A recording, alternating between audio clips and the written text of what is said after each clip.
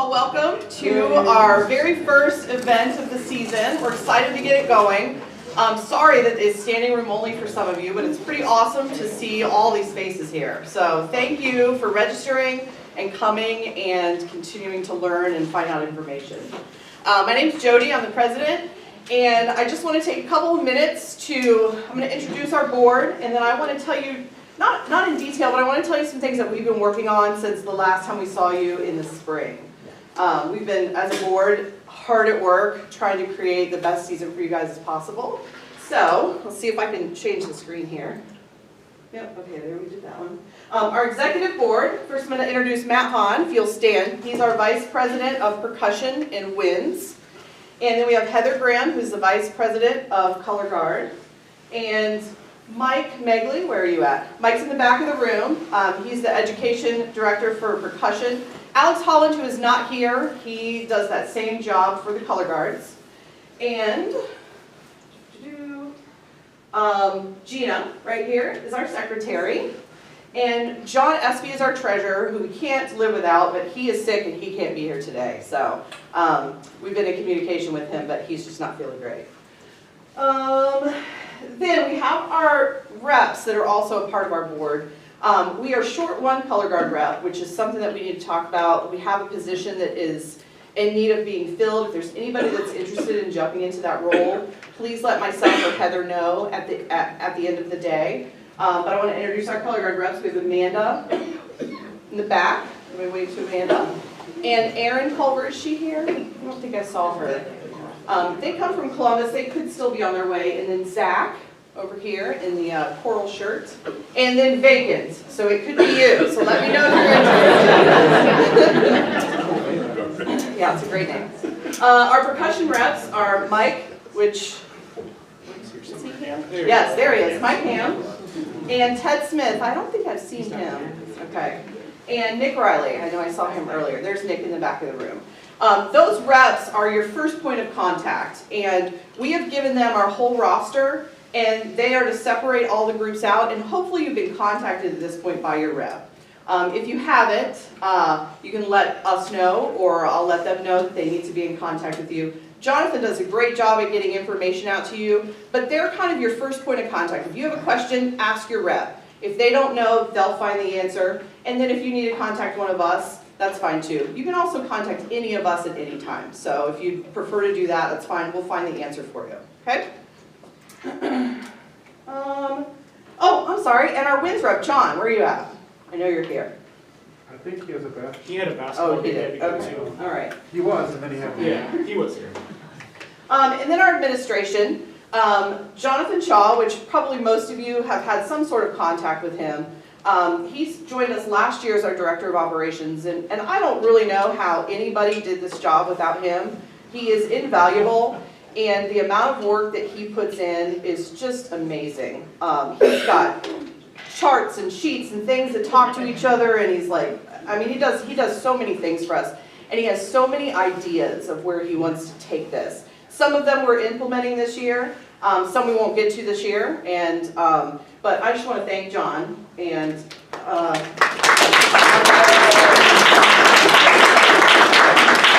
Julie Noble's in the room somewhere. Yep, hi Julie. She's our registration coordinator. So you may have dealt with her as you were registering your group for the season. She does an incredible amount of work for us as well. So I'm real glad to have her on board. This year we had to hire 2 new judge administrators. So we had an interview process where we interviewed 4 or 5 different people, and then we hired a color guard judge administrator and a percussion judge administrator. Dave Kaiser for the winds, he's already been on our team. So this year we hired Lindsay, I think it's Water, is that how you say your last name? Potter. Votter, thank you, I always get confused. And actually her husband, Mike Leisky. So Lindsay is in charge of the color guard portion of it, and Mike is in charge of staffing the judges for the, did I say that backwards? Lindsay's in charge of the color guard, Mike's in charge of percussion. So we have had many meetings with them, told them all about our circuit, what we're looking for, our philosophies, and then we put them to work looking for judges to put in the seats at all of the shows. They have a really tough job. There are so many circuits, so many shows, WGI has like 5 regionals every weekend on the color guard side of things. So they've had just a challenge, not a challenge, but they have to work hard to find judges, which leads me to the next thing is that we decided that we wanted to start a judge training program. And so we have been doing a lot of work with Lindsay and Mike specifically about training new people. Who can we find that's out there that wants to judge and wants to jump on board and help? But I want you to know that we are always looking for the best judges we can get every weekend so that you can have great feedback, okay? So that's one of the main things that we talked to them about that was real important. And I think we're almost fully staffed, aren't we? There's like 2 shows left that need 1 person. Yeah. So we're pretty much there. So we put out some information, you may have seen it online about if you're interested in judge training. Great picture. And we got, I don't know, 25 or 30 people initially that contacted us. It was a huge amount of people. We just registered our 10th or 9th today. So. Great. So then after we got all that information, we sat down and looked at it and said, what do we want this program to look like? So we need to do some things virtually. We want to do some things in person. We want them to sit in stands and trial judge. We want them to sit in critiques. We do have some people who have registered all the way from Texas who I don't think they'll come here to trial judge, but they'll be on all the virtual things that we do. And Jonathan's been working hard, and Lindsay, at creating a packet of all the information that they need. Lindsay has just a ton of information to send out to them, and so I'm really excited that we were able, I think we were able to do this because we have Jonathan in place to say we're actually going to start training some people to be judges. And what I want to do is find people who are around here, who live near us, who we can then hire in our circuit to judge our students. So I just think, I'm really excited about it. So far we've got 10 people, we charged a minimal fee, and that gets them a whole bunch of information. And that fee, some of it I think is going to go back to MEPA, and some of it's going to go to our judge administrators who are training them. So does anybody have any questions about that? Nope? Okay. Let's move on. Registration, if you just take a look at these numbers, like everything is up. So I'm so excited about that. As you can tell, when maybe some of you registered that you were immediately sent to a wait list. I know that's terrible, but that's also really good for our circuit. We are working hard to get people off wait lists and try to get you into shows. We don't want anybody to be on a wait list. Just so you know, it's very important to us to get all of your kids performing all the time. But I'm real happy about our increase in membership and total ensembles. Okay, we have told all of our board members and our event teams that they need to all be background checked every 2 years, and everyone needs to be safe sport compliant. So I think we can say as of this meeting that everybody on the board of directors has done that, correct? And I don't know about your staff. It's the same thing for all the staff, right? A couple left. There's a couple left as far as the staff, which includes all our contest administrators, and Jonathan will tell you a little bit more about that when he talks.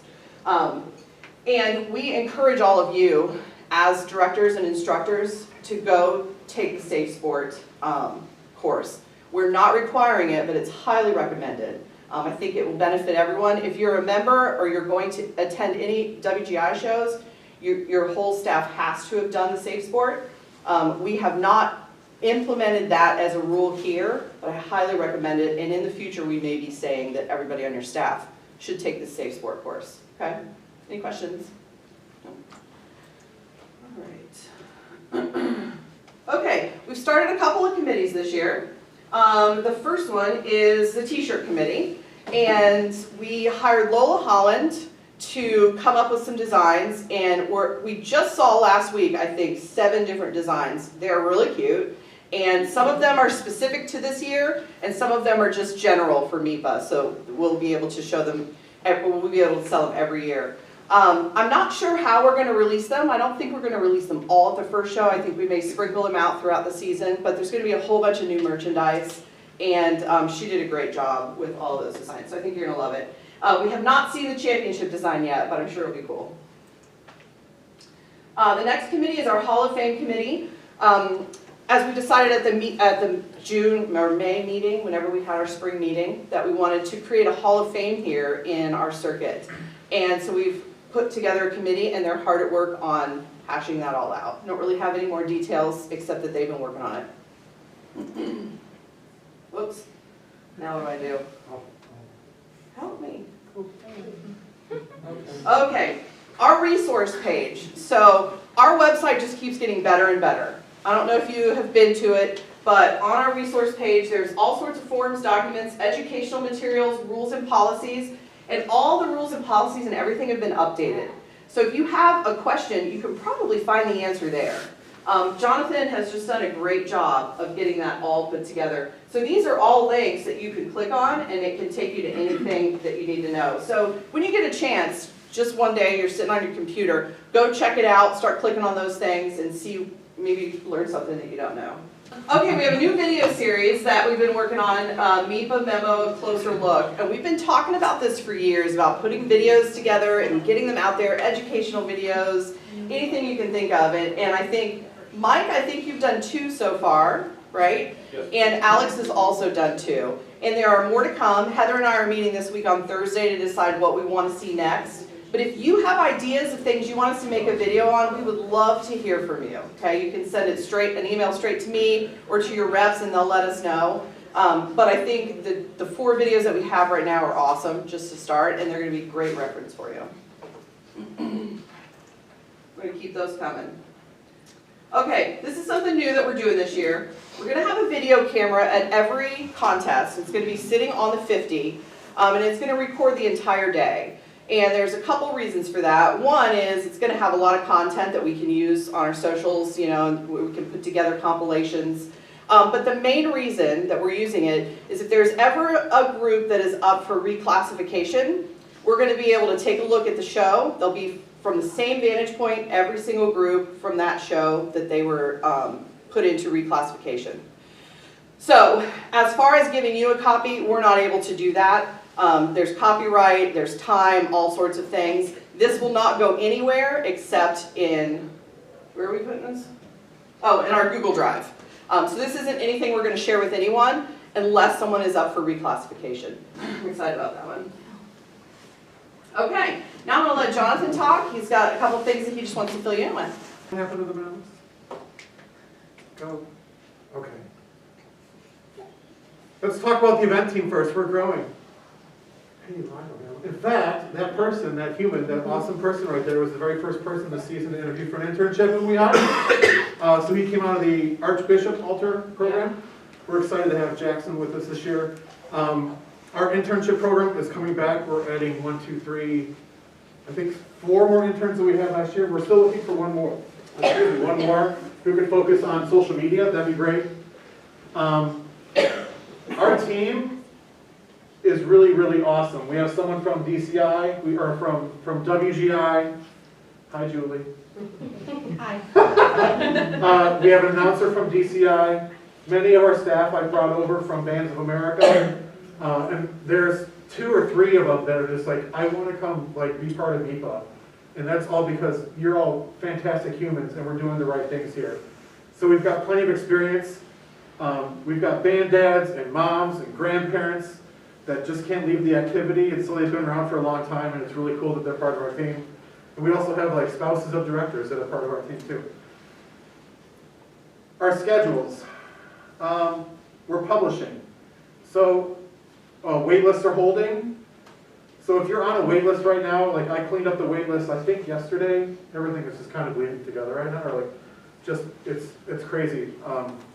Wait list, if you're on a wait list, if you're on the North Mount wait list, which is I think 9 deep, you're probably not going to make that show. Like I have booked that sucker solid, and the judges will probably say, I need more than a 10-minute break for, you know, than that.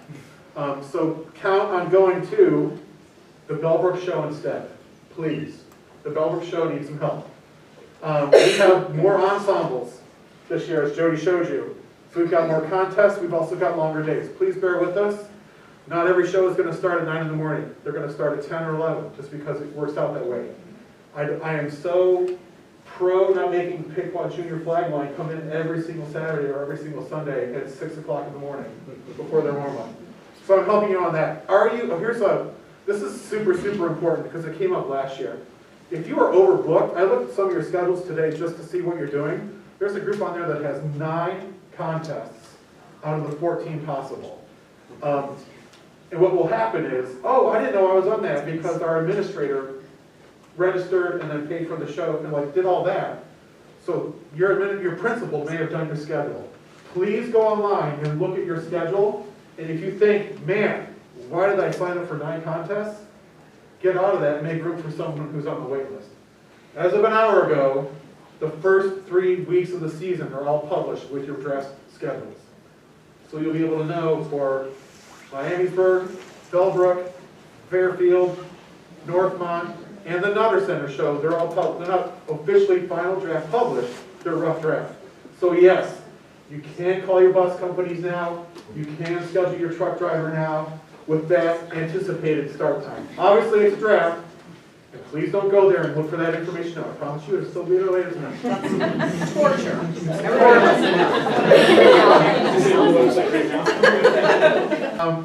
New deadlines. Because many of you requested a new deadline for, like, not requested a new deadline, but you literally walk in and show, well, I went on Friday to sign up for critique, but I forgot. You'll still have that option to do it up until game day.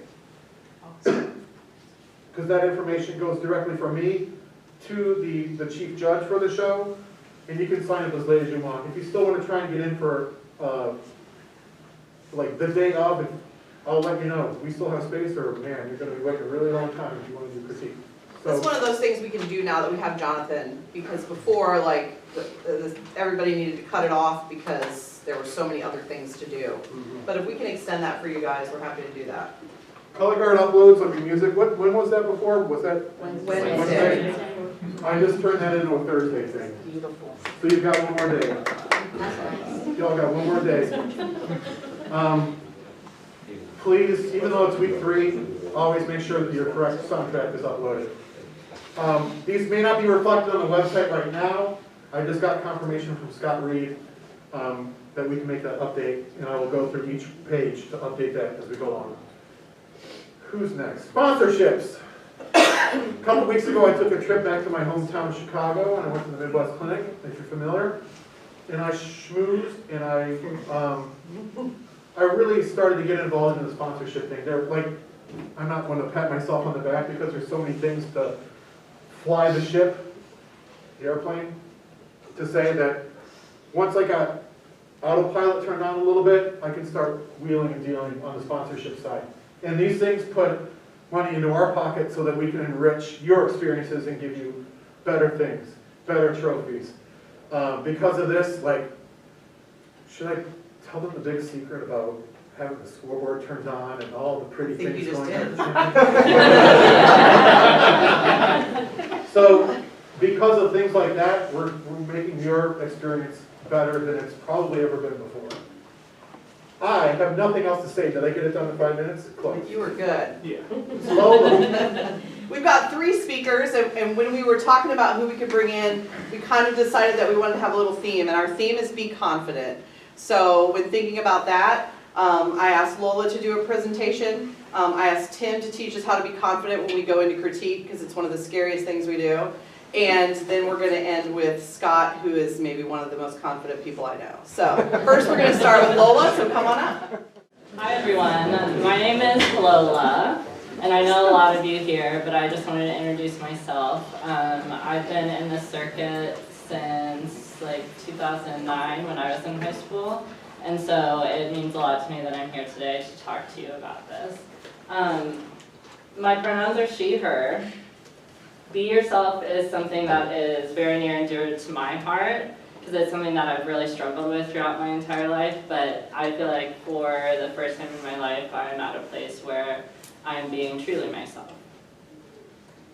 So to be visibly queer is to choose your happiness over your safety, and I think that that hits really hard at home when you think about kids and you think about our students, that if they're being themselves and they're out and they're their true selves and they say, I'm this way, and they don't want to hide it, then they are putting their happiness first over their safety. And so I think that's something we need to foster and protect in our students. And it's something that I've worked really hard to do at Centerville High School with our staff, and talking a lot about different ways to do that. So transitions are hard, and we all know that, especially when it comes to our activity. Transitions are sometimes the worst part. And they're really hard to get right the first time around. And this is the same with other transitions in life. So transitions in gender and sexuality, and transitioning your mindset when you're thinking about concepts like this. So nobody gets to transition right the first time, so it's a process and something you really have to work at. So we're going to talk a little bit about how to do that with your students and with yourself also. So the first graphic on the left just talks about children maybe knowing that they're queer from a young age, because if people are forcing cisgender norms on them, you have to go to this bathroom or this bathroom, from a young age, they should also know that they don't have to be that. And so it's not something that we need to teach our students, but it's something that we need to be aware of when it's brought to our attention and there's an issue surrounding it. It's also a big focus to tell your students it's okay to experiment and to grow and to change who they are. There's so many different people in the world and so many different walks of life that why would you limit yourself or limit your student to being one way? And so I think that's super important also. So a little bit about some pronouns, because I know that's a big talk and a big issue that a lot of us struggle with nowadays. So these are just some of the normal pronouns. And if you're never sure what pronouns to use for someone, I would use they, them, theirs, or gender neutral terms to talk about them, because it's easy for us to assume based on appearance, but you honestly never have any idea how somebody identifies and how much that can also take a toll on their mental health. So some tips for pronoun. Like I said, trans and non-binary people who experience being misgendered regularly, it can affect their mental health, give them a lot of depression and anxiety, eating disorders, and even thoughts of committing suicide. I didn't ever really think much of it until I started transitioning myself and was finally able to start living my truth, that this really hit home with me. And it's very hard, and I understand that it's hard for a lot of us to get it right. And that's okay. Mistakes are gonna happen, but you just have to show that you're trying and that you're putting in an effort to make someone feel valid. And that's all that means. And so I think it's important that we understand that corrections are a good thing, and we know that in our activity also. Corrections mean growth and they mean change. They mean we're getting better at something. And so I want you to think about if somebody corrects you when you're talking to them about their pronouns, or a student or somebody else corrects you, that it's not a bad thing and you haven't done anything wrong, but it's just an opportunity for growth. And the students always come first. In my experience at Centerville, it has been quite difficult. We have had lots of meetings with parents and administration, but at the end of the day, I think in this youth activity, it is so important that you put the students' feelings and their needs before anything else, because that is really who we're all here for at the end of the day as the students. So some helpful hints to navigate that. Being aware of your students and the environment you create for them is a really big deal. At Centerville, we like to do we create a very safe space for our kids, and so they aren't afraid, and that goes for the activity, they aren't afraid to do something wrong or make mistakes, and we encourage that in their normal lives also, that it's so important to make mistakes and be experimenting and sometimes be wrong about certain things. So it's just important to stay in touch with that when you're considering the environment you're creating at a rehearsal and at a show site and such. And then considering all sides and all of the solutions that could be possible. So I know that there's a lot of difficulty when it comes to dealing with students and parents and administration, and there's so many rules and what's right and what's wrong, you just have to consider all the sides of it when you're thinking of what to do. And don't be afraid to reach out and ask for help. I will leave my contact information up. I'm always open for questions. Jodi is very good with this stuff also, and has dealt a lot with it at Centerville. So don't be afraid to ask questions if you have an issue that you're not sure what to do about. Something also I wanted to touch on with that, when being considerate of your students, is maybe going with a gender-neutral costume for your program. This is something we started doing at Centerville because we have, in the guard now, we have 3 trans boys who are the most adorable. They're like the 3 musketeers, and they run around and they're like Tweedledee and Tweedledum. They're so funny. But this is something we've had to do around them, kind of. And honestly, it's made us better in the long run because we're not so worried about those details of male and female cut costumes. And so we're creating something that all of the kids can wear and feel good in. And if your show calls for 2 kind of separate costumes, give all of your kids the choice of both. I always think that's a good rule of thumb. That way, if a parent or administration comes to you, you have that you said, I gave this option to all my kids and not just this one student. And then the decision and that part of it, just being confident in that and standing your ground. As long as you're trying, then there's nothing else you can do. It's just so important to keep pushing and trying to put your students' needs above your own and above their parents' own and administration and such. The more I hold myself close and fully embrace who I am, the more I thrive. And I've found that to be very true for myself in the past year that I've started transitioning. I started doing drag full-time, and I perform across different states and everything.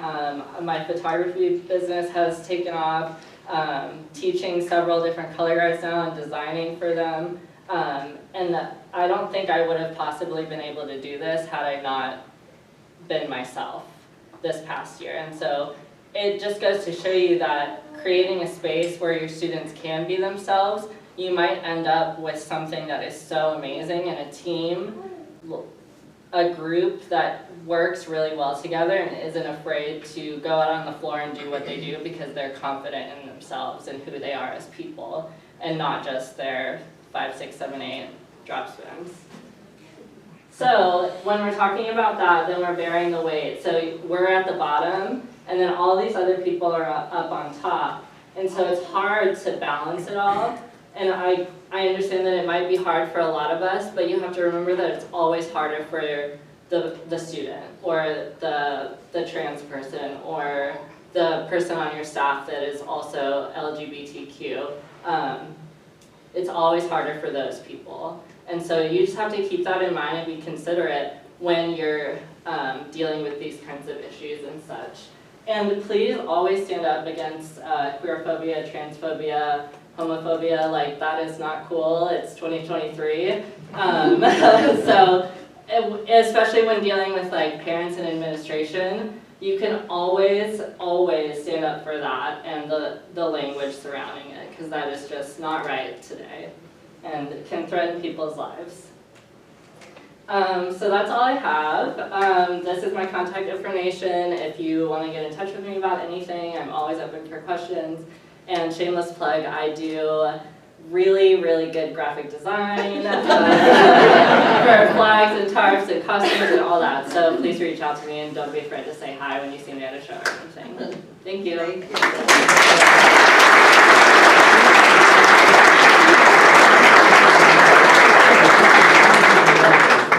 So like Lola said, I've really learned a lot over the past couple of years, and I think the main way that I've learned is that I just keep asking questions. If I'm not sure, I don't understand that. Can you explain that to me? I just keep asking questions. And it's really important to Lola. It's also really important to my students. And one thing I've kind of adapted at Centerville, I try not to say, hey guys anymore, but I just call them Centerville. I say, Centerville, come on over. Hey Centerville, let's go here. So just think of different ways to approach your students, especially as a whole, that can make everybody feel inclusive. But like she said, if you have any questions, I have a lot of good information, and I've talked a lot with administration and parents and I'm here to help you if you need it, okay? Hi everybody, I'm Tim. I'm going to share a few helpful tips for critique.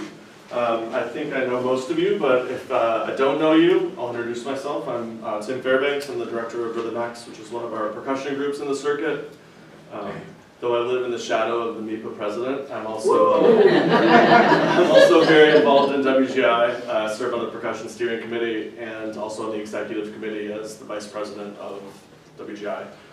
So I love this activity, I love this circuit, and I want to help you. So when you go into critique, you have some helpful reminders, okay? So we've got 10 things, and I'm going to move through them relatively quickly, but hopefully you'll get some nuggets of information here. First one, this is very important, right? And you think that this is obvious. Also, I do a lot of judging also, so I've been on both sides of the table and know what it's like to hear when someone comes in and says, oh, I didn't have time to listen to the tapes.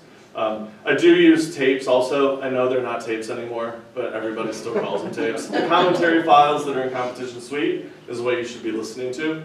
Okay, it's very important.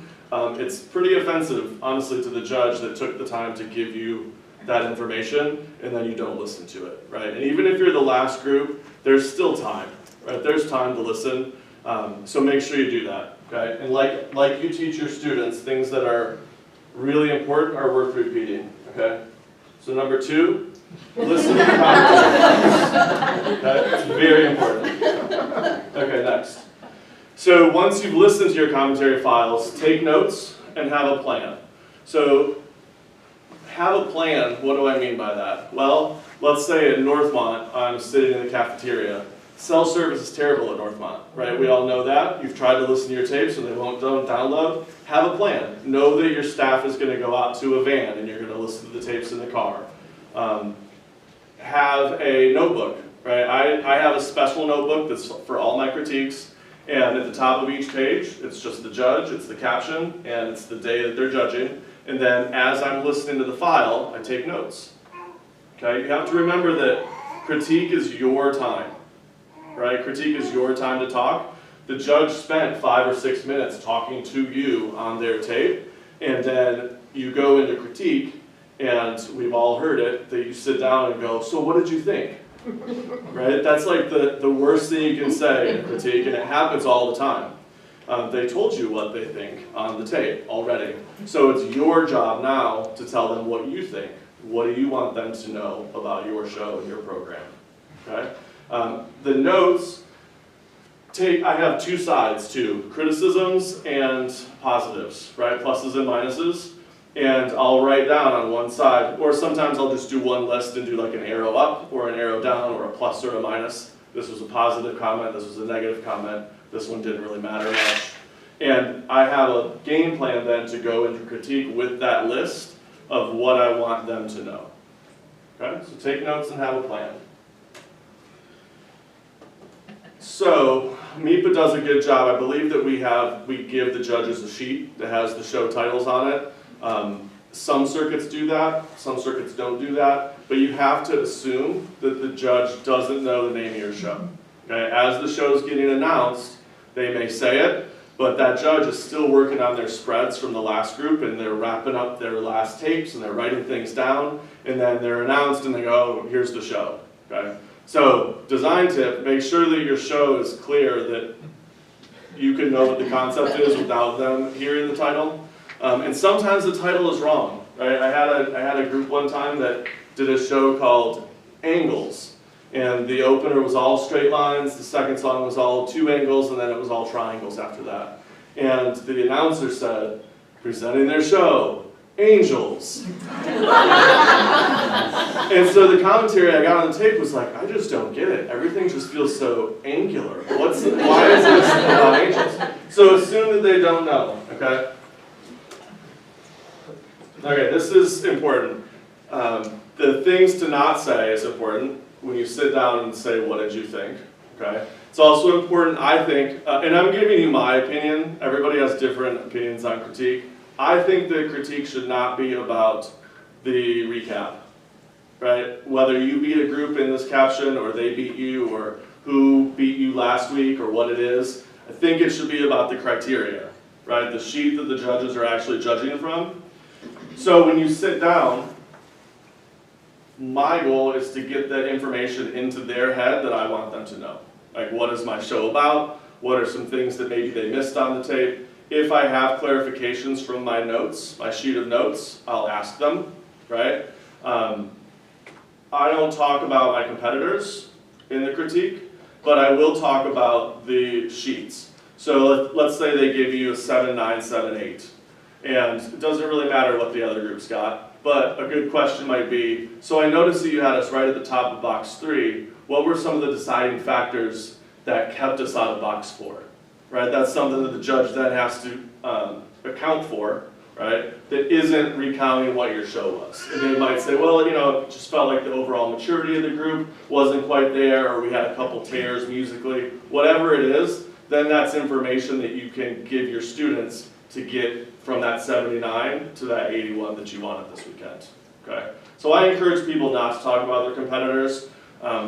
Remember that the judges are humans, right? They're very likely not lying. They're giving you their actual opinion. And to say that you should have beaten another group to that judge doesn't really do you any good, right? They already put their opinion down on the sheet, and human nature is going to make them want to defend that position, right? So they're not, I've never heard somebody go, oh yeah, you're right, you should have beat that group, my bad. Okay, next. Okay, this is the big one. So, I hear often, that judge is stupid, that judge is an idiot, right? We think that judges actually are dumb, right? I've heard it.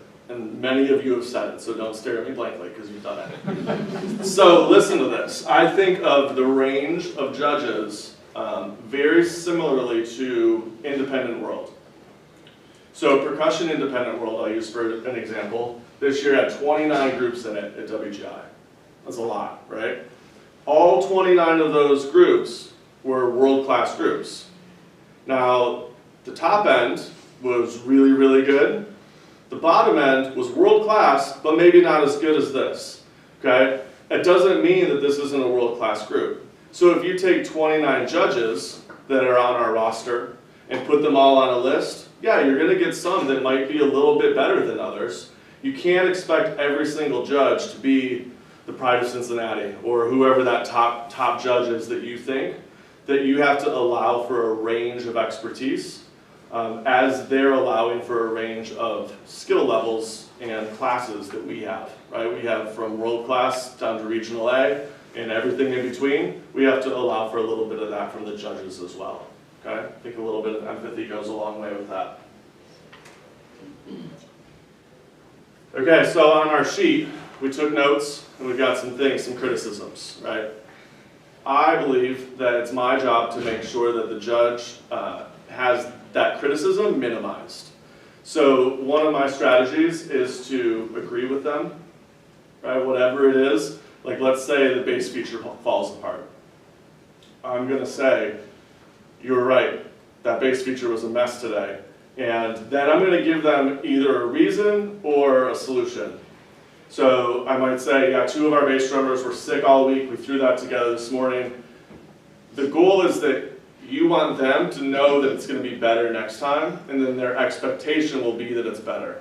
So you might say, we had 2 kids that were sick, or I might say, yeah, we know that that's a little bit messy, but we've got a plan for that, so next time you see us, that's going to be a lot better. And then the next time you see them, you're going to hear on their tape, wow, this bass feature is really, really improved, right, whether it did or not. Right? There's a little bit of psychology involved in that.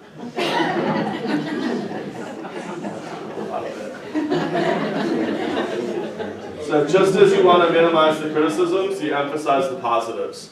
So if they like something, they gave you credit for something, boost them up. Say, you commented a couple times on the balance between our pit and our battery, and I really appreciate that because we've been working so hard on that, and our students are really, really improving on that every week, so I love that you noticed that, and I guarantee you next week they're going to comment on it again, right, and your score is going to go up.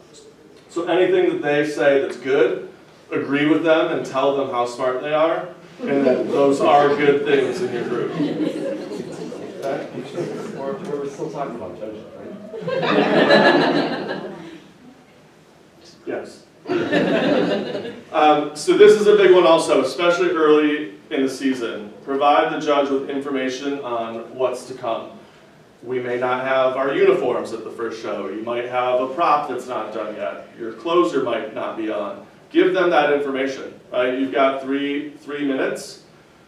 That information shouldn't be for them to rehash what they already told you. It's for you, right? So go ahead and tell them, right? They want to know that.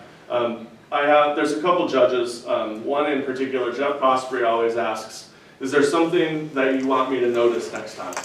You know, maybe he didn't catch it on the tape, but we have a split thing between these two marimba players or something, I don't know, whatever the cool thing is in your show that they missed. He asks, is there something that you want me to notice next time? And he writes it down. So if there's something that you want them to notice, tell them, okay? And then the last one, this is number 10. Let's save the best for last. Okay, it's important. Listen to them.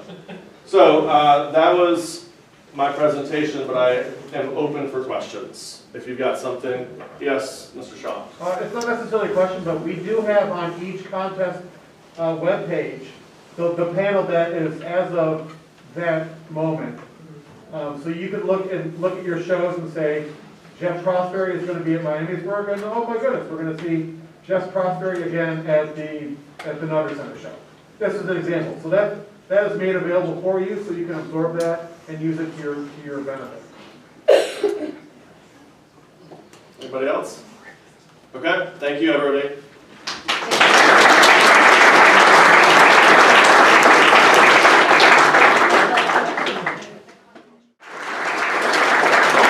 I didn't get the memo that I was supposed to have like fancy little things in there. So all I really have is like this little note thing here that I made so I can stay on track.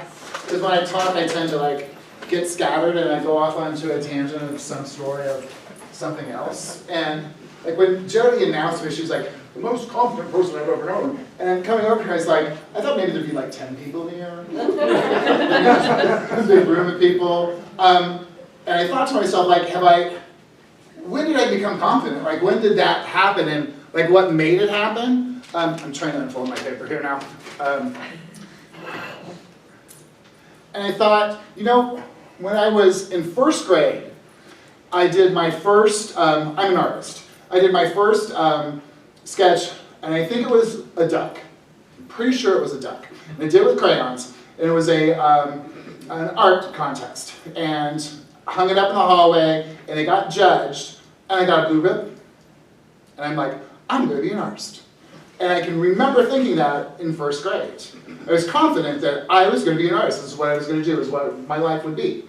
And then in second grade, Mrs. Schneider's class. She had a little black mustache.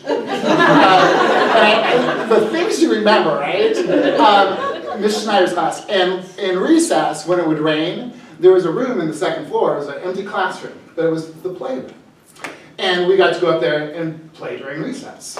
And there were like things and tables for drawing and painting and whatever you want. But I don't know if you'll like, this is an old school elementary school. There was like this dartboard, there was like some kind of big board, and behind that board were hooks where you'd hang your coats, and there were like cubbies, and that's where you put your lunchbox and all that stuff. But on there was dress-up clothes.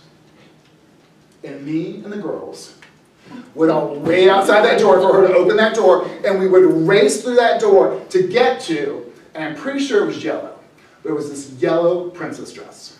And it would hang back there on one of those hooks, and we would fight to get to that first. I usually won, I'm pretty fast. And literally, I can remember putting on that little princess dress, and my favorite thing is I can still see myself spinning around in it and watching it go, and just thinking it was the most amazing thing in the world. But what was the most amazing thing in the world was nobody ever made fun of me. I never got, I was not told that this was wrong. This was different. This was odd. Like, none of that, like, no, it was just normal. We were just kids. We were having fun. We hadn't learned yet how to make fun of each other. So, in creating this safe environment to allow our students to thrive and be amazing, we have to somehow create that environment for them. I feel that I'm pretty good at bringing out the best in my kids. So, beyond 2nd grade and going into junior high is when I discovered, oh, I need to be wallpaper. I need to become invisible. I need to get through the hallway somehow without somebody calling me a faggot. I would just shrink. And you do that for years. You wear this mask. You try to... I still to this day change my voice, and I hope I'm not doing it now. I don't even know when it happens. Not too long ago, I was in the gym with my trainer, Monty, and some guy came in, and Monty introduced me to him, and I said hello, and he left. And Monty looked at me and goes, "Who was that?" I go, "What do you mean?" He goes, "You. Like, your voice dropped down like 10 octaves. And I'm like, "It did." But it was something I did. It was a coping mechanism. It was a way to fit in. It was a way to hide. And we cannot ask our students to shine if they're trying to hide. The task is how do we make our kids not want to be invisible? And I can remember having one of my first fall blocks with Miamisburg when I went back like the 2nd time. Out there, and they're spinning and whatever, and the funny thing is, she's here. Jennifer's here, and Jennifer's in 8th grade, and she's in the back of the block, where most of the 8th graders usually start and whatnot. But I made it really clear at the beginning of that rehearsal, of the beginning of that season, that there was no place that they could hide, and I didn't want them to hide. That I wanted them to know that you can place me on the back hash, on the 10-yard line, and those people in that audience are going to be watching me. They are going to see me shine in that corner because I will not let them look at anyone else. That no matter where you are placed, what year you are, you have value, you will be amazing, you will be seen, you will not be invisible. So I pumped that into them. And at some point, I had them write a letter. I still have it, Jennifer. And I can't believe you're here. It's amazing.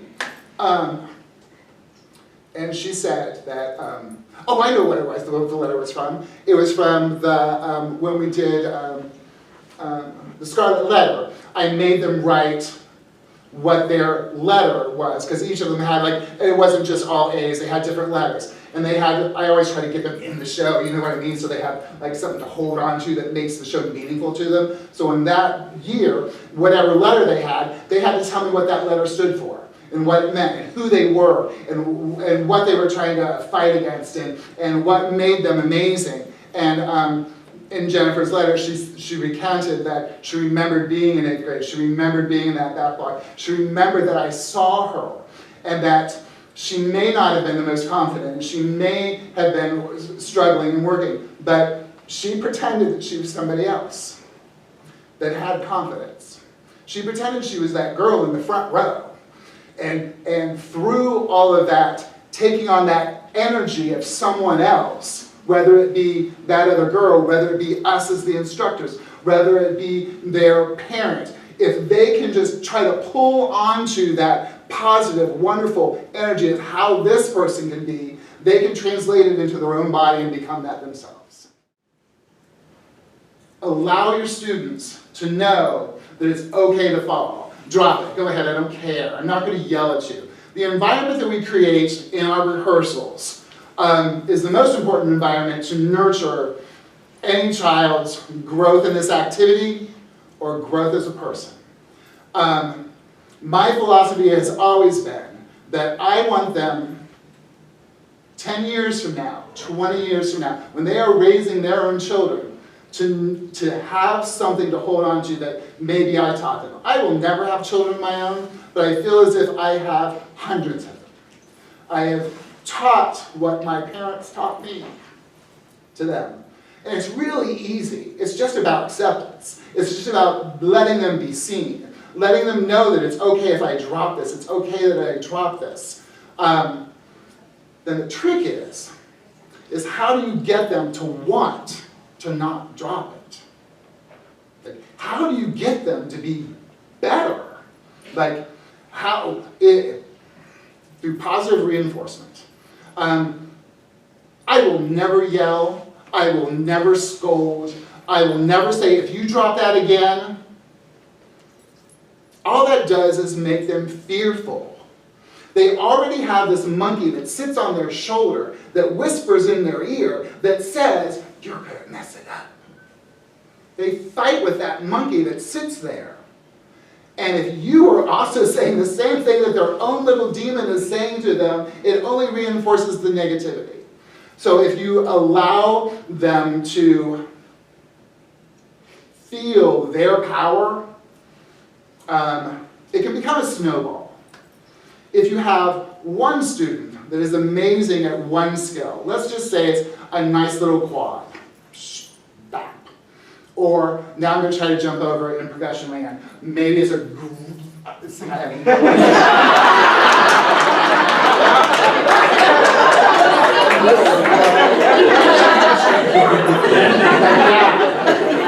See, I don't need this. Okay, so anyway, if you have one student that has that amazing skill, allow that to be the start of the snowball. Never pit one student against another student. Never say, why can't you do this like they do? Because, again, going back to this safe environment, at the beginning of any year, of any season, I sit them down and I say, these are your family. We may never always agree. We may fight and bicker. But at the end of the day, we have to have each other's back. That we have to uplift one another, even though you may not agree with them.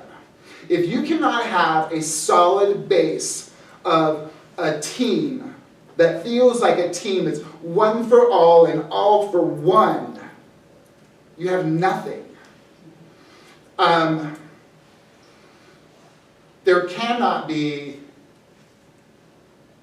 strife among them.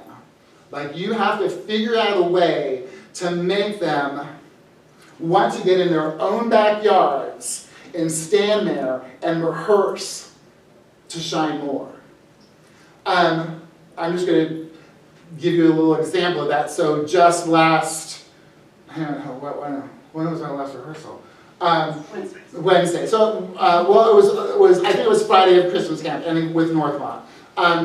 One of the girls, I challenged her at the end of last season. I said, this is what I would like you to have in your back pocket. I call it in your back pocket, because I want them to pull out whatever they have. What do you got in your back pocket? What can you give me? What's back in there?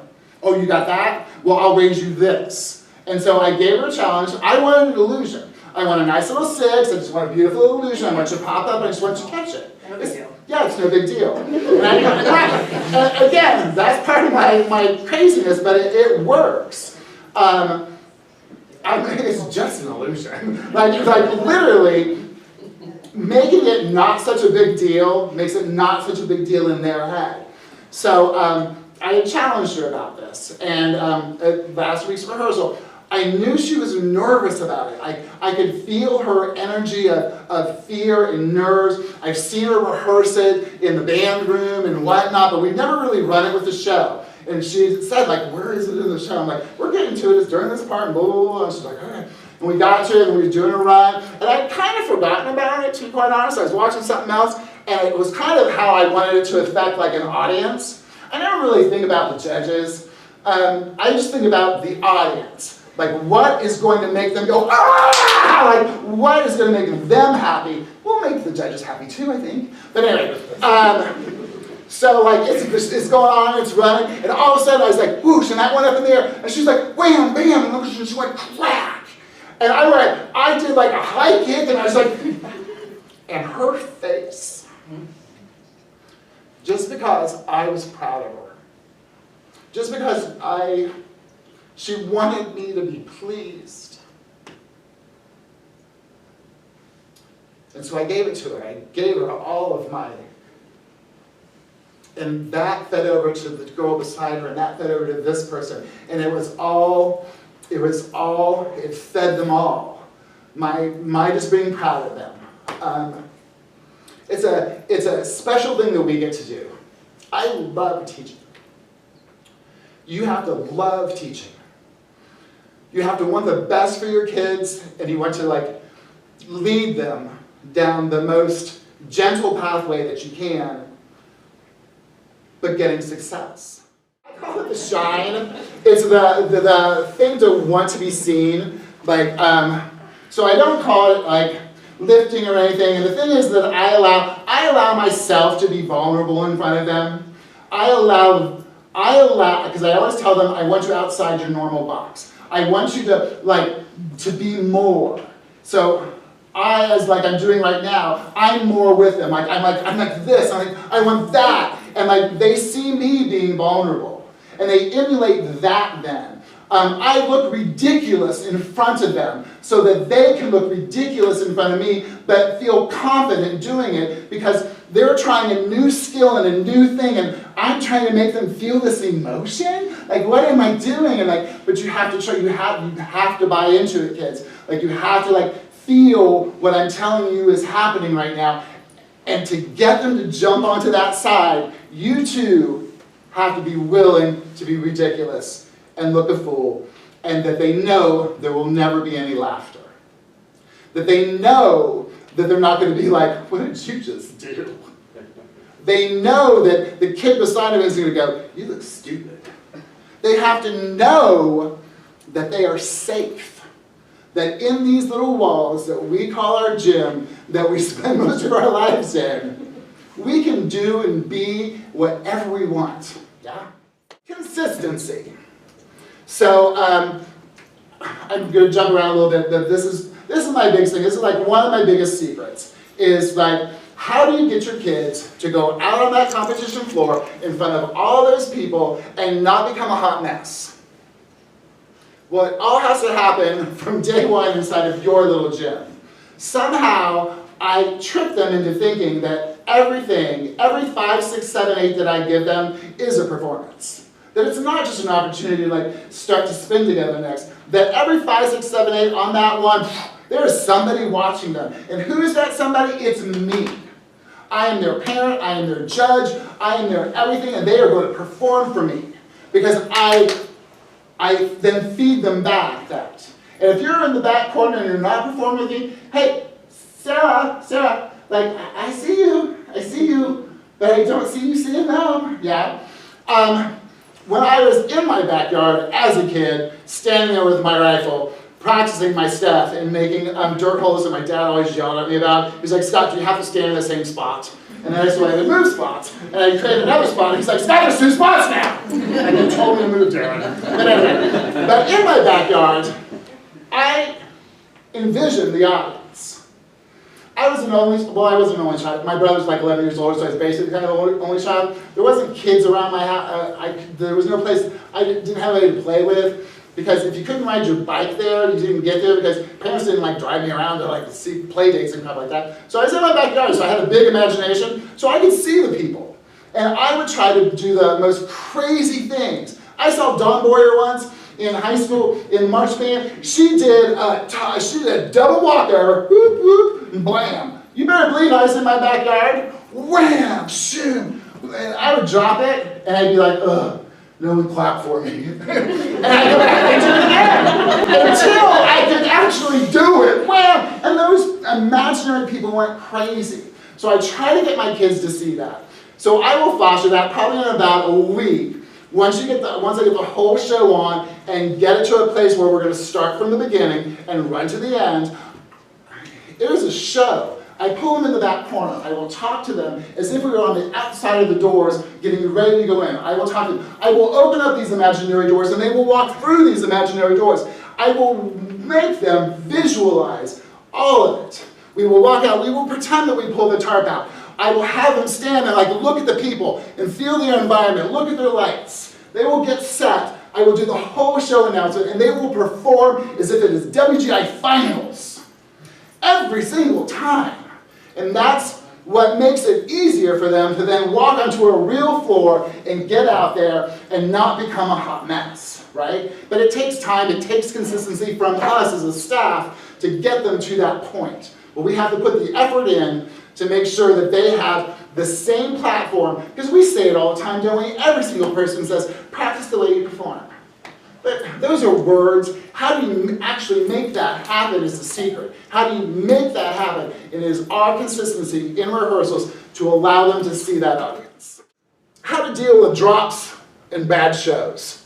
So you get off the floor, and Carol has dropped her illusion, and she dropped this, and she dropped that, and she is bawling. So I always make sure that my kids know the why. The tears are not going to help. I totally understand that you're upset. This is not what you had hoped for, but why? Why did you drop it? Well, did you overthrow it? Did you hook it? I make them analyze the why. So then they have a reason then. It's just not a fluke. Well, it landed on the ground. Well, no. Did you overthrow it? Did you take your eye off of it?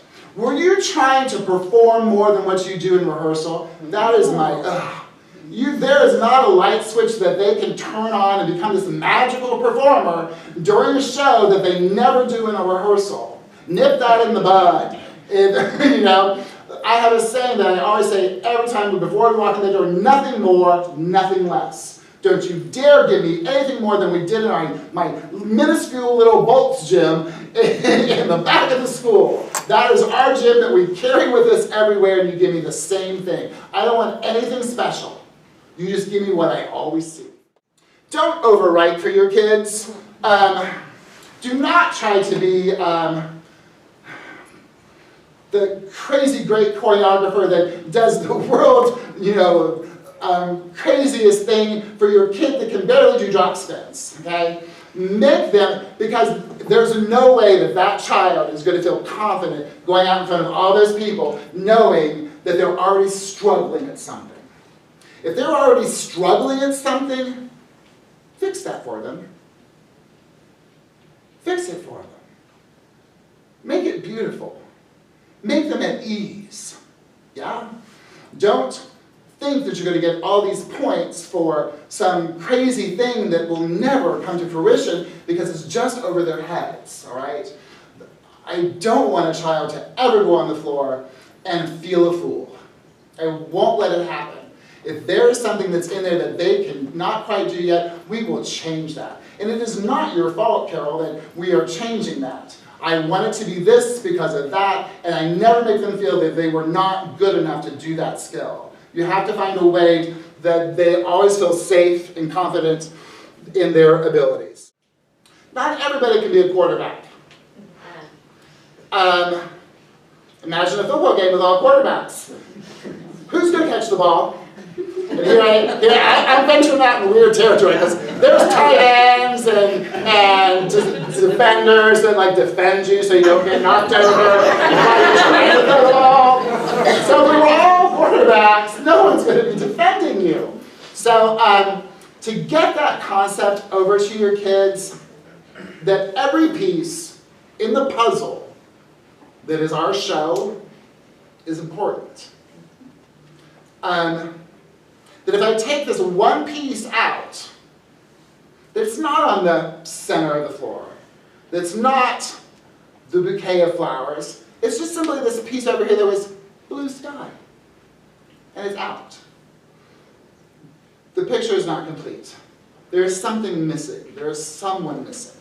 They have to understand the importance of every minute detail that strings a show together. That yes, we all have our quarterbacks. We all have those people. But they are not more important than the 3 that I have in the back corner. They're giving me a beautiful woof of that flag that's introducing the next color, that emotionally affects me. I need that as much as I need this illusion, yeah? So, in conclusion, my wish for you is an amazing season. My wish for you is that your students laugh and enjoy each other's company. I hope they learn life lessons that they will carry on with them forever. And my wish is that they all can put on the yellow princess dress and spin around in your rehearsals and feel safe and seen and unjudged. Thanks.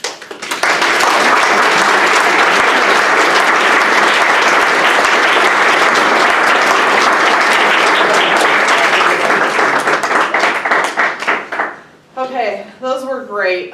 Thanks all 3 of you for standing up here and giving us some inspiration. And once again, I just want to remind you that our theme is Be Confident, and you're going to see that throughout the year. I hope that you leave here feeling more confident, and you can make your kids feel that way. And we are, not to be cheesy, but MEPA strong in that way. So that would be pretty cool. Like Jodi said earlier, not so much like chain of command or like the ladder who to go to, but if you have concerns with your schedule, things are, half my color guard is sick right now, I'm not going to be able to make it tomorrow. If you've got your pet band has to do a basketball game now for whatever reason, go to me with that. Anything logistically about the schedule, the season, you can come to me with that. If you have sponsorships, like if you've got Bill's Donuts in your back pocket and they give you donuts at every rehearsal or whatever, like, yo, let me know. Not that I want Bill's Donuts, but like, I will gladly reach out to them without taking money out of your pocket, if that makes sense. Like, I would love to have more people on our Jumbotron and on our website. Your board representative can walk you through things on adjudication, classification, how to be successful and how to work through struggles. So please go to those folks. Your contest administrator, it's not currently posted on our website, like I have to update it, but on the day of a show, please go to your contest administrator and say, because that information is there, and say, hey, we're stuck behind a train that isn't moving across the tracks. And that person's information will be listed on the show day, where you can find all your show day information. You'll be able to find out who your contest administrator is for that day.